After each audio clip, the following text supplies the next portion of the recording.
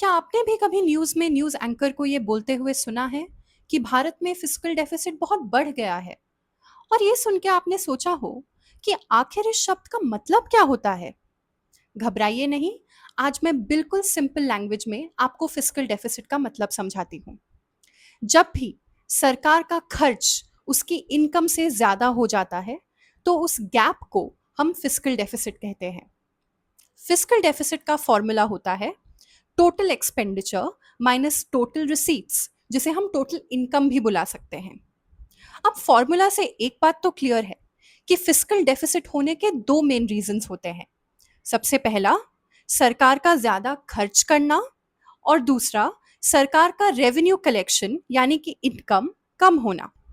अब सवाल ये उठता है कि सरकार फिस्कल डेफिसिट को कम कैसे कर सकती है। पहला तरीका, अपने एक्सपेंडिचर्स यानी कि अपने खर्च कम करके। पर वो कैसे? सरकार सब्सिडीज को रैशनलाइज कर सकती है, यानी कि सब्सिडीज सिर्फ उन तक पहुंचाना जिन्हें उनकी सबसे ज्यादा जरूरत हो। सरकार अननेसेसरी स्पेंडिंग और इनएफिशिएंसीज को कम करके भी खर्च कम कर सकती है। दूसरा तरीका, अपना इनकम बढ़ाना, इनकम टैक्स रेट बढ़ाकर या फिर इनकम टैक्स कंप्लायंस बढ़ाकर।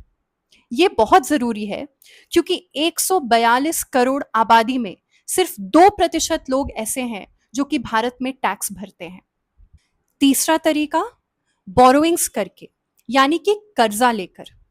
पर इसमें गौर करने वाली बात यह है कि कर्जा लेकर अभी तो गवर्नमेंट को रेवेन्यू मिल जाएगा, पर इससे फ्यूचर जनरेशन्स पर इंटरेस्ट बर्डन भी बढ़ता है।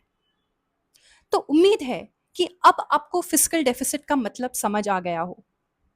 क्या आपको पता है कि फाइनेंशियल ईयर 2026 में सरकार का फिस्कल डेफिसिट टारगेट कितना है? कमेंट सेक्शन में जरूर बताइएगा।